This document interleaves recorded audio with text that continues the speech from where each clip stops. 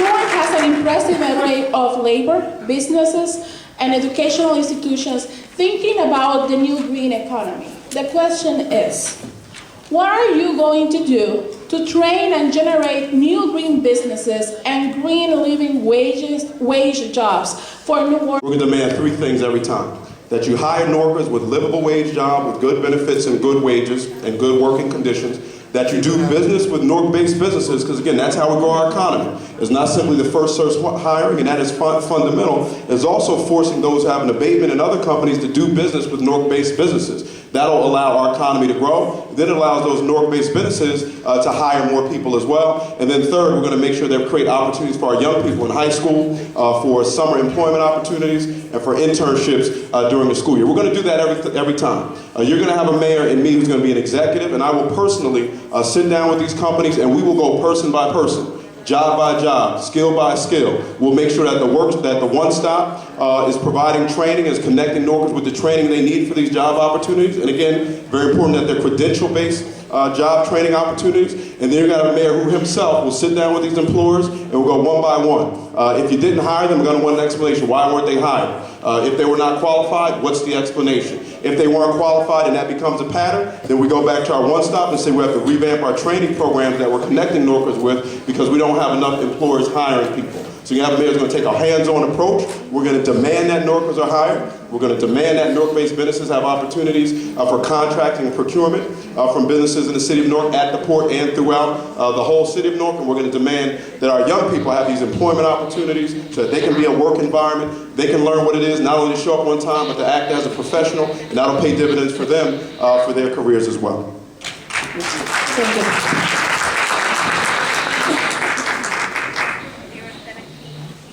First, I just want to say I'm happy to have been a part of the legislation that was passed in Newark to give 4,000 workers the ability to have earned sick leave, where they can be able to, because that was part of the question, earn sick leave, and I support that legislation, will continue to support that legislation. The Brookings Institute just did a study about all the manufacturing in the city of Newark. There's about 400 manufacturers in the city of Newark now. What was interesting about that is most of these manufacturers and businesses in the city look for special skilled labor on things like Craigslist. They do not go to the Workforce Investment Board. They do not go to downtown, to the 900 Broad Street or whatever that is, Newark Works. So we 990, we have to begin to make sure that we streamline the training at those places to make sure that they're not just training people for entry-level jobs, we're training people for technical jobs, for advanced skill jobs, for executive jobs, but they also can be places for these employers to go to look for employees in the city and around Newark. Then we need to regionalize the economy, right? So we can't just focus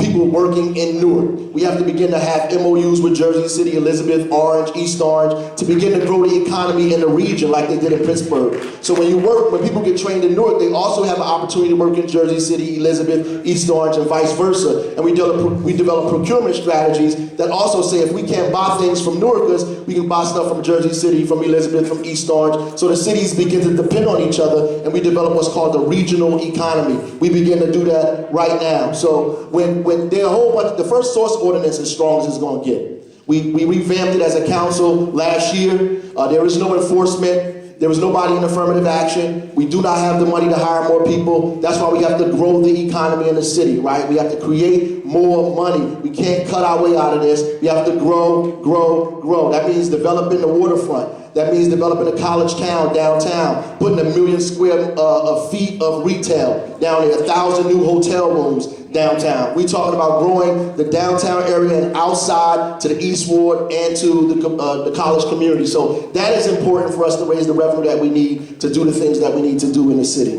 Thank you.